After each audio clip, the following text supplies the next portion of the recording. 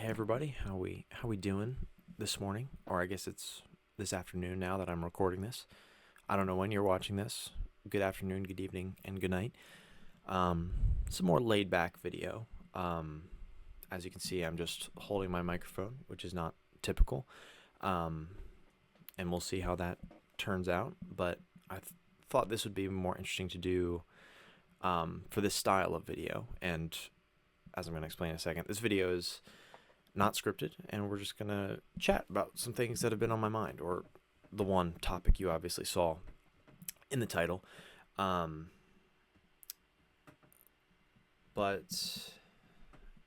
yeah, this should be interesting. I'm excited to try this. I was supposed to go to my first day of my spring semester here, but they canceled my classes due to cold weather. It's a very chilly day here in PA.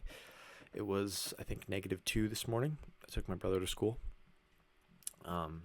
So here I am alone, and I thought this would be a good time to sit down and record a video, which is partially why I thought this would be a good time to try and sit down and do an unscripted video.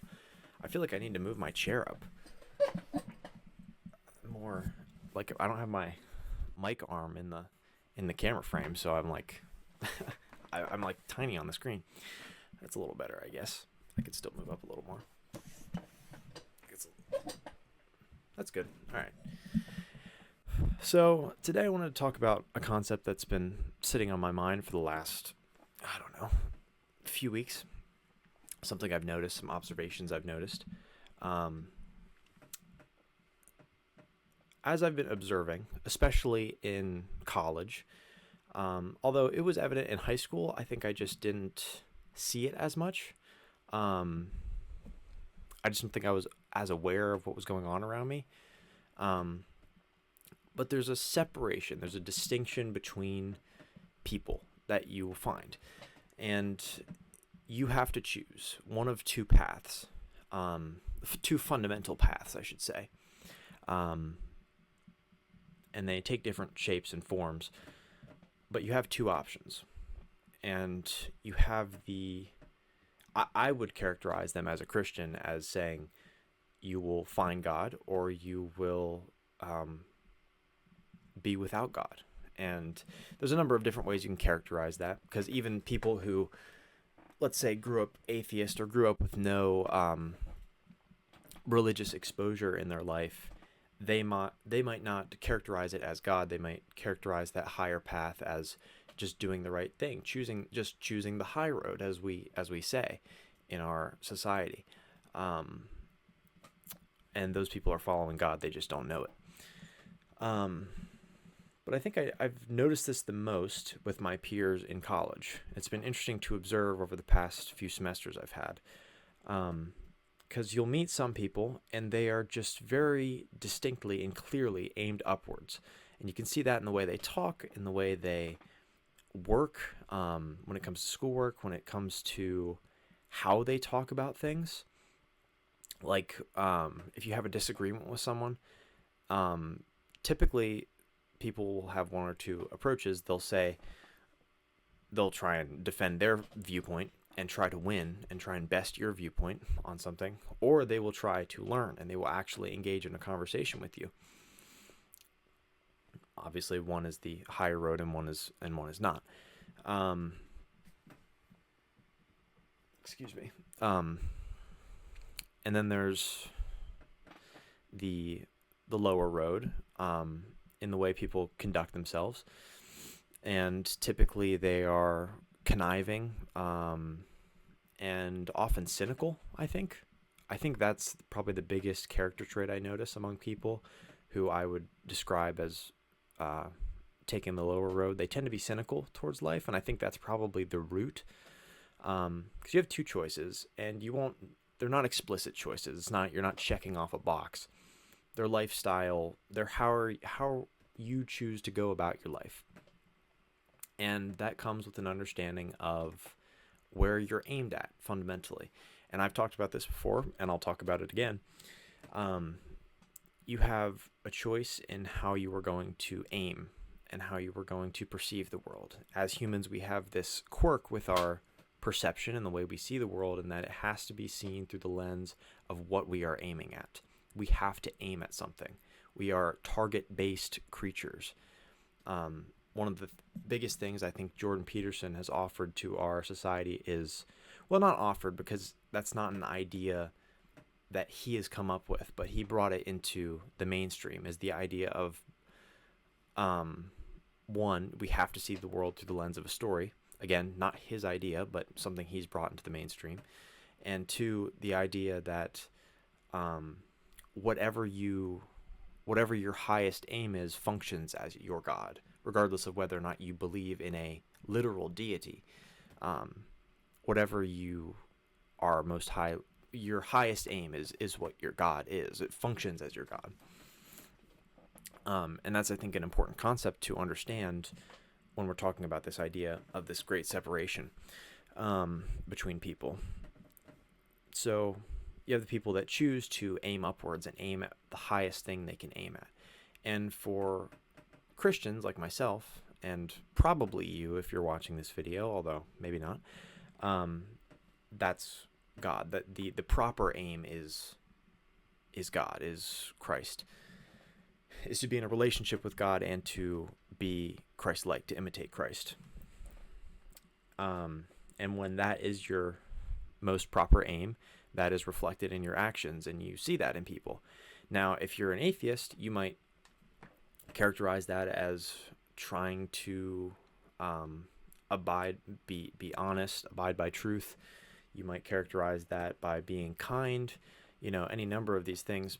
But it comes down to a fundamental question, and this is why I said before that the people who aren't aiming high usually do so because of cynicism. They tend to be cynical people. And I think the reason for that is because if you're an atheist already, because you don't meet religious people who are cynics. That just doesn't. Now you can meet religious people who are pessimists, but not cynics. The distinction there being pessimists are just negative people, and cynics have a belief that the world is fundamentally untrustworthy and good, and is fundamentally bad, rather, is not good. Excuse me. So if you are someone who is faced with the choice of, well, am I going to act as if the world is good, or am I going to act as if the world is fundamentally meaningless? If you're going to become a nihilist person, then you're going to be cynical. And if you're going to be cynical, then, what good fruit can you produce in your life? How is that even possible? If you have nothing to aim at, then you are aimed downwards, So I think that's probably why I've seen that the most as I've been observing this happening in the colleges. And I think there's probably some ideological twist to that too, because the Marxists are and postmodernists are generally atheistic. It's not always true. Marxism was based on, I think, Hegel's work, which he believed that man was God, basically. So there is religious undertones to that.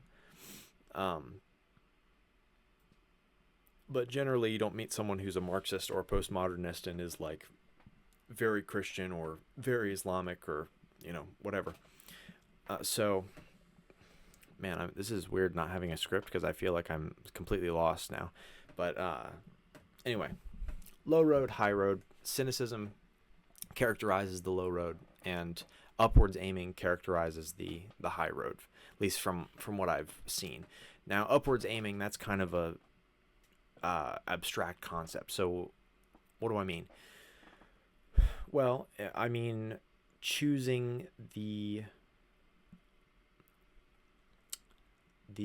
kind action, even when it's not obvious that you should do so, even in the face of no evidence. If you're an atheist, that you still choose to take the high road. You decide to be kind. You decide to be honest. You decide to be loving. You decide to be faithful, and not in the religious sense faithful, but faithful in your actions. Faithful in that you believe the world is fundamentally good, regardless of the fact that you don't believe in a deity and a God. which means, funny enough, you have tried to believe in a God because your most high aim at that point is basically a God, or basically the Christian God, or, I mean, I would say that, but other people of other religions might disagree with that statement.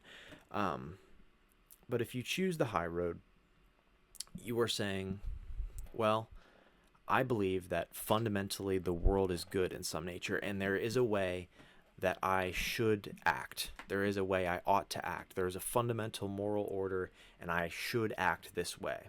Even if there's no, because that's not something you can, there's no material evidence for that. And you can say, well, there's my, hardcore Christian will say that,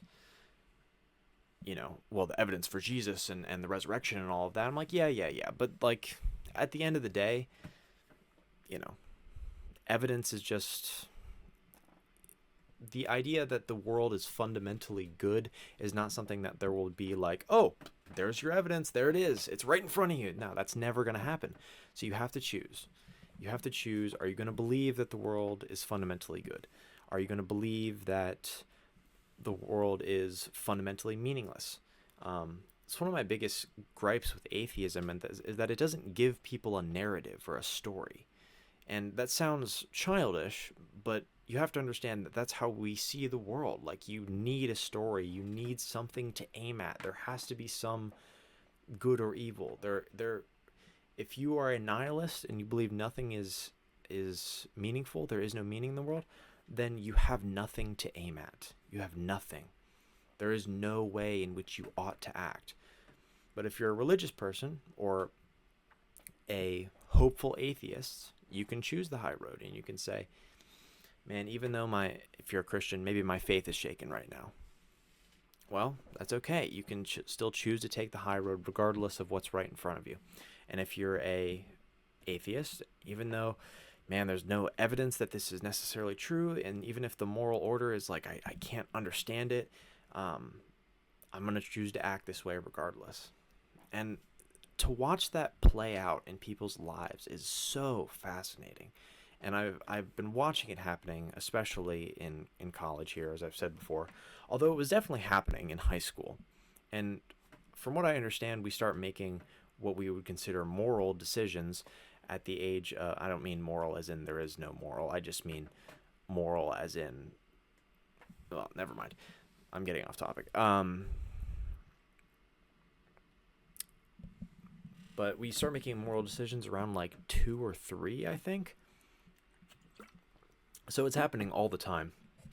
But when you're in middle school or high school, that's starting to be around the age where you can start to look at the evidence really understand the evidence for like the supernatural, or you can try and understand the evidence surrounding religious events and things like that. And that's when you're really faced with the choice of, well, am I going to believe that there is something good to aim at? Or am I going to believe that the world is fundamentally meaningless and we are floating on a rock in the middle of nowhere that has no meaning, and we got here by accident? And all the best people I know reject that. All the good people reject that, because there is no way to construe your life in a good and meaningful manner without. How could you construe your life in a good way if you believe that everything was meaningless? It's impossible. So you have a choice. And if you're watching this right now, maybe you need to make the choice yourself. You can choose to have faith, and you can choose to be better. But it has to be better in relationship to something. So the question is there a fundamental thing you have to aim at? You should aim at. You don't have to do anything. But is there something you ought to aim at? Is there something you should aim at? Is there a fundamental place that we should be looking up to? And I would encourage you, if you are someone who is an atheist, to think about that. It's one of my gripes with the religious person versus atheist debate is that it's happening on such a low level.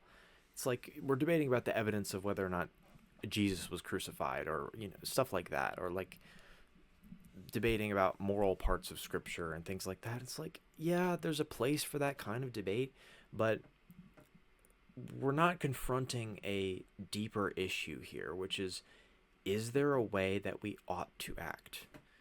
Or is that all subjective and meaningless? Did we get here by accident? Is there any meaning in the world? I think yes. And the broader problem with that is that if you say no, which is generally the atheistic claim, then you have no why. You have no why. You have no thing you ought to do. And it always baffles me with people like Richard Dawkins, for example, who is so adamant about, I'm so fascinated by science, and I believe that, like, he really believes that there is things people ought to do. There is good and evil. There are rights that need to be wrong. There is justice that needs to be enacted. Yet he can't accept a moral order in the world, in the universe. And that's just so baffling to me, because it's a profound disconnection that we have in this society, that people can think this way, and that even people who are the leaders of atheistic movements in some sense. I mean, he's not a literal leader, obviously. It's not a organized movement. But, we have to stop and think about this for a second of, okay, we have to choose how, as a species and as individuals, how we are going to act. And because we have to act if we are to survive or do anything. So should we? And in what way? And if there is a correct answer to that question, then there is a moral order. And if the answer is there's no moral order, then there is no correct action. So anyway, this is a bit of a tangent, and this is why I was a little bit nervous about doing a video that was unscripted, because I assumed I would go off on tangents, and I have. So let's loop back around a little bit and integrate those themes that I just talked about. So you have this separation between people, and I think it's most pronounced in the middle school to college age. Like I said, because that's when you can really start to contemplate these things. For most people anyway. I'm sure there's an occasional super genius that can have a existential crisis at 11, but I haven't seen it yet. So we're faced with a choice, and you can choose to aim high, or you can choose to aim low. And you can choose to be better. And I have words that are on the tip of my tongue that I can't seem to quite get out about this, because it's a complicated topic, because we're talking about the deep moral order of the world here. But you have a choice, and how should we go about making this decision? Because one of the critiques of atheists is that you shouldn't have blind faith in your religion. And I actually think that's a pretty reasonable way to look at religion, is that you shouldn't blindly believe in things. And I was always raised under the assumption that it was always okay to investigate the things that were going on in the Bible and the claims that are being made, the fundamental moral and metaphysical claims about the world. You're welcome to go and investigate those, and you should. But I understand that it's not like that for everyone, and some people have some unwise religious figures in their life who have told them that it's better to, well, not explicitly probably, but told them in subconsciously in some way that that you shouldn't look into these things, that you should have blind faith. It's just, you got to believe, man, even when the faith, you just got to have faith regardless of what's in front of you. And there's a certain value in that sort of enthusiasm about faith, because there are times when your faith is shaken and you will be presented with things that you aren't ready to deal with. And in those times, it's important that you do keep the faith and you do just say, okay, regardless of what's in front of me, I still believe that the world is fundamentally good. I still believe that God exists, whatever that looks like for you. Um, so, and in those times, that's valuable. But when you're talking about a broader fundamental orientation towards investigation itself, I think that blind faith doctrine is rather harmful. Excuse me. I always get so burpy when I make these videos. I don't know what it is. I guess I'm just talking a lot. I don't know. All right. So coming back to these two paths, these two ways of being, these two modes of being, and ways of orienting yourself towards the world. How do you go about them, and what do they lead to? Well, all the people that I've seen who decide that it's good to be fundamentally oriented upwards is that they flourish generally. I mean, sometimes they come about, bouts of suffering and things like that we all face. But generally these people thrive, man. And they are destined for greatness in a way that, I mean, like the more literal sense of destiny, not the mystical sense. That they just put one foot in front of the other and do what they ought to do in the moment. And when people do that, man, it's just, they're the kind of people that you want to be at your wedding. They're the kind of people you want to be close friends with. They're the kind of people you want to be business partners with. They're the kind of people that you want to have as a wife or husband. There's the kind of people that you want to raise your children to be, man. And all the great people in history are like this. It's very rare that you see someone who does not consciously or not take into account or acts as though the world is fundamentally good, regardless of whether they intellectually have an understanding of that. All the good people that have this idea that the world is fundamentally good, and there is a way that they ought to act, and they try to do that. So what happens when people reject that and they become cynical and they become bitter and nihilistic? Well, typically it's quite the opposite. But often you have a few things that happen. People will get really cynical, as I talked about in the beginning. And people will get they get cynical, they get bitter, and they get anxious. I think that's probably the right third term there. So let's go one by one there. Cynical, well, that one's obvious. If you're nihilistic about the world, or you think the world is fundamentally bad, or there's no way that you should orient yourself in the world, there's no correct target to aim at, then you, of course, are going to see the world in a distrusting manner and have this idea that it's fundamentally good. And to those people, I would say, to counter that, I would say, well, buddy, slow down, because you know way less about the truth of the universe than you think you do. Like, slow down, do some investigation on all sides to do an honest one, and really think hard about these things, because I really don't think that you will come up with a nihilistic and cynical solution if you really come up with or if you really come to that. Then there's bitterness. And bitterness is, again, of course, if you're cynical and nihilistic, of course you're going to be bitter.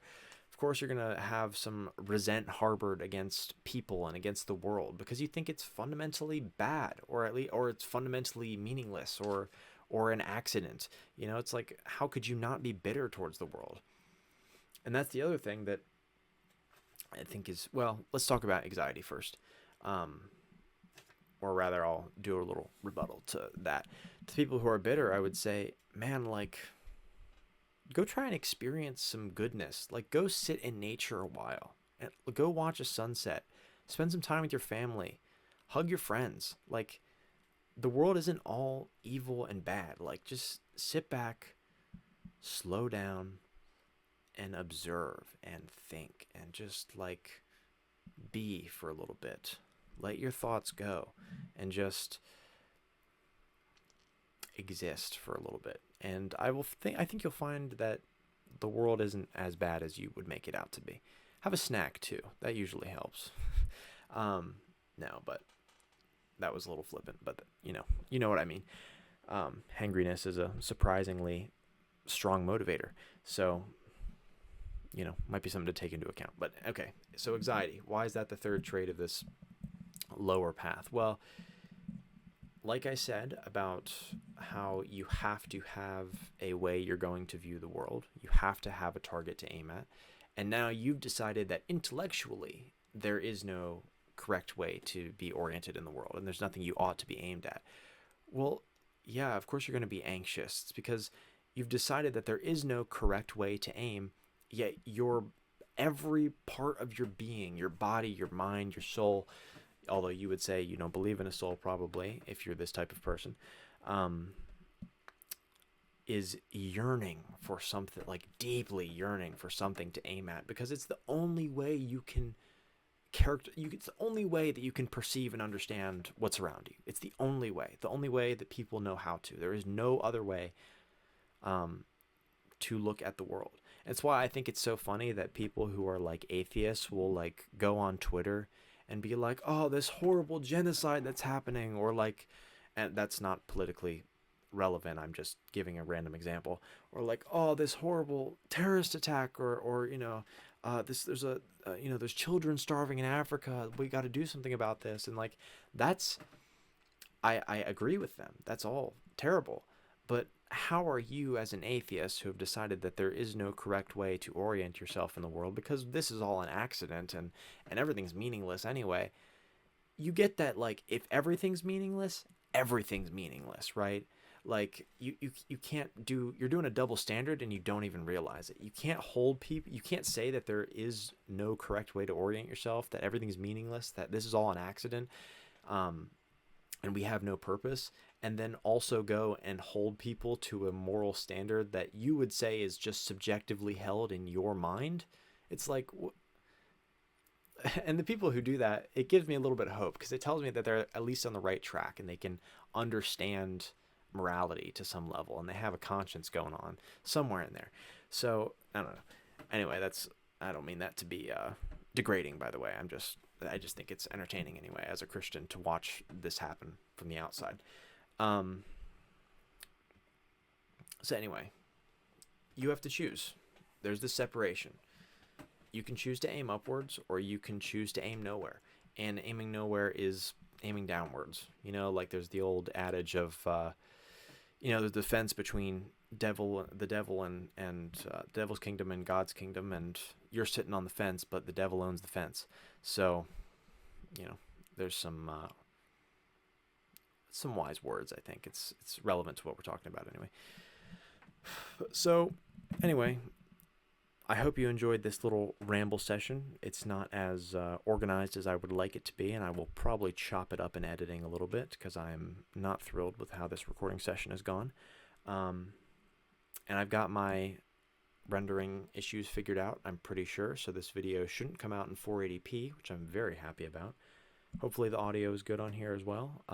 And I don't know how often I'm going to make more videos coming up, because as I said before at the beginning, I am starting my next semester, so I'm going to be busy, and I'm probably going to have 3 jobs as well. So, working hard, but we'll see what happens. I do like making these, so maybe if I can do more of these that are unscripted and take less time to produce, then I can get more out.